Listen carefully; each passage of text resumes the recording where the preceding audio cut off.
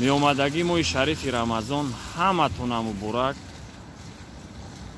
рӯза гирен, 5 вақт намоз хунен, як кори савоб кунен, як кори хайр кунен. бас кунен бачаҳо ҳами кунковира бас кунен. меҳр ба ҳамдигартон пайдо кунен.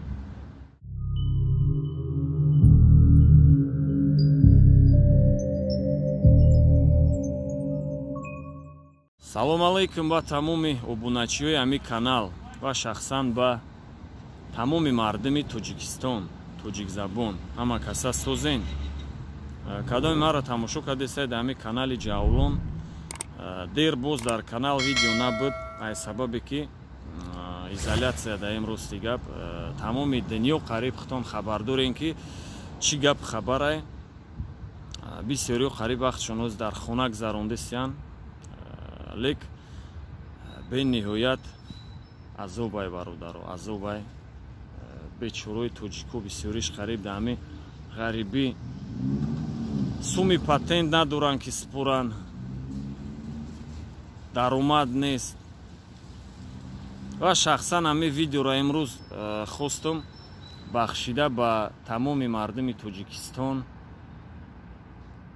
то ки ҳами видеоро тамошо кунанд, камтарак ҳушҳол шаванд, дар ҳам хона шидагиянд, менависанд, алоқа мекунанд, бародар чӣ хеле созӣ. ва инам мо ҳам хостем як видео сабт карда дар канал партоем, то ки ӯ ҳам бинанд ки бародаршонам худо ба шукр сиҳат саломатай. ҳама каса сарбаланду хонаобод бошен. имрӯз дар видео ма чӣ гуфтанем бародарон? хутон хушрӯ медонен қариб ки дар тамоми дунё қариб траурай ва одамо бисёртараш переживат мекунанд, бисёртараш ай пушти аҳли оилашон ва бисёртараш қариб ҳами мардуми Тоҷикистон дар ғарибиянд, падар модарошон дар Тоҷикистон, фарзандошон, аҳли оилашон дар Тоҷикистон бисёртар ин тараф переживат мекунанд. лек ба ҳар ҳол бо тоқат, сабр тоқат карда меҳнат мекунанд, кор мекунанд. инози худаш бо кор нест, дар хона изолятсиядан, даромад нест. сабр тоқат бародаро, фақат сабр тоқат. ва чӣ гуфтанем? бисёр бачаҳо менависанд аз зарби навистана ина хеле накипела меган ку ҷамъ шуд, ҳама ҳами ҷамъ шуд. дар бораи акай амир камтар гап занам, то ки бачаҳо нагӯянд ки ҳаму бародара яда навор карди ӯ гиҷо шуду бародар. ӯ бародар ҳаму проект сценария нависта тайёр карда мондагием, лек возможности пеши ҳаму бародар рафта сабт кардан. ака чӣ хе бугум дорему, но рисковат кардани нестем.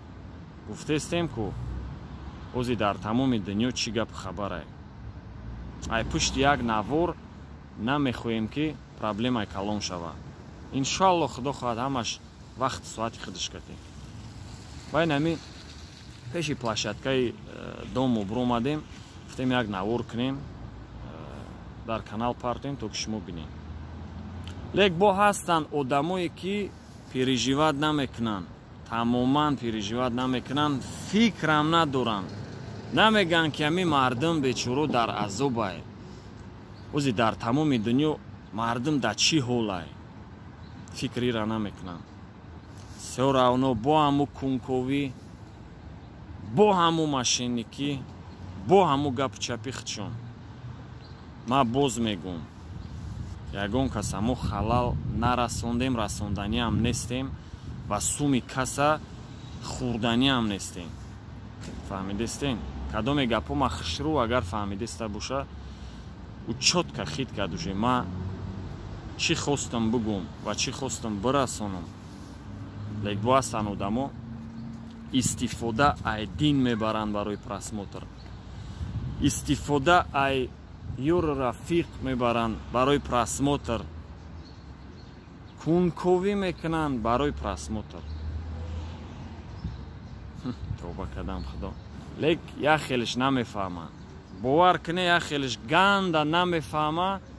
تو کی ҳамдигаритона ғайбат мекунен, паст мезанен. То кай? То ҳами будани просмотра? охай айбае, як хеле оиладор, фарзандор. Айба намедонен ба худо. О то кай ай мешидагист?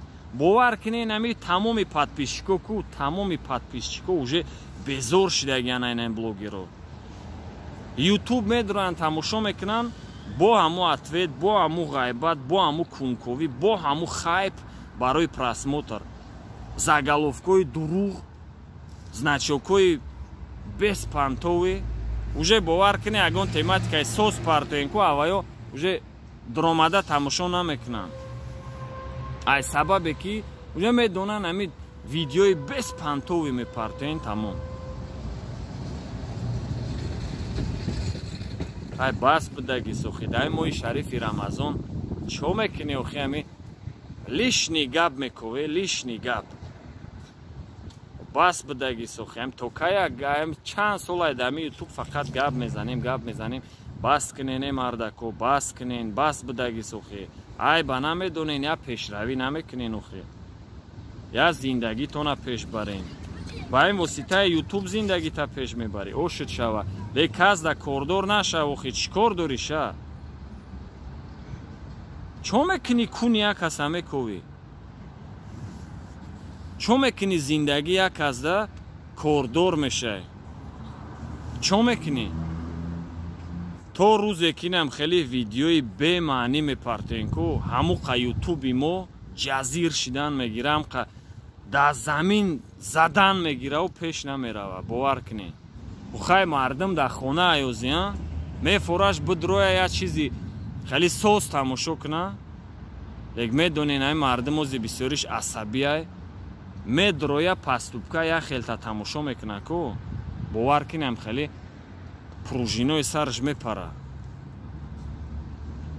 дар тоҷикистон агар бошанд ку ами аксарияти подписчико бовар ки бисёританам хеле қирт мекардак агар.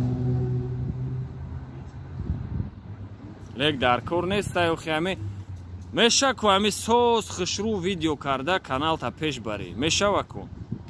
лек як хелиш 24 соат дар ами ютубай интизорай ту кая видео навори нав мепартоӣ бигира аму видеора то охира тамошо кунав ами гапота гӯш кунав ягон ҷо да ягон гапи хеле чӣ бугум аму ягон гапат контексти гапат бигираву бишина 3 соати дига бо афсона нақл кунам.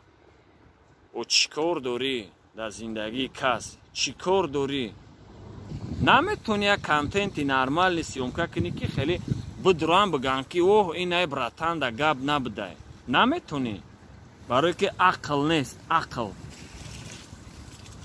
дарини ӯ ақлда ягон чи нест, дарини ӯ дилда ҳама ғашдиай. ғашдӣ, бахилӣ, номардӣ ҳама ами байни кидай? байни ами тоҷико дай меган. каса хайр кардан наметонен, хай моне дига кас куна охи. чо мекуне кордор мешен? каса дастгирӣ кардан наметонен, моне як кас дига дастгирӣ куна.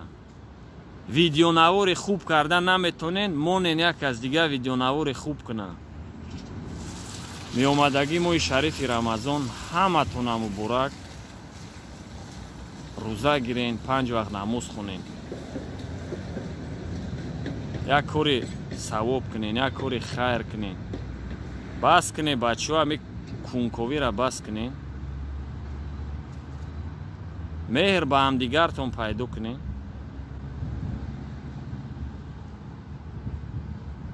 тамом боқӣ дар паноҳи аллоҳ боше, сиҳати сарбаланд боше. то выпускои нав ба нава акай амиркати иншоаллоҳ дальнейши проектҳо ҳастанд, сценарио ҳастанд, видео мешава. акай амиркати интизор шавен. дами самараем, кадоми дами самара боша, биёен мешинем, чахчах мекунем. иншоаллоҳ худо хоҳад ами гапи чапо тишина шаванд. худо хоҳад пешравӣ мешава. худо хоҳад. барои ҳамин фақат сабру тоқат интизорӣ дар паноҳи Аллоҳ бошед.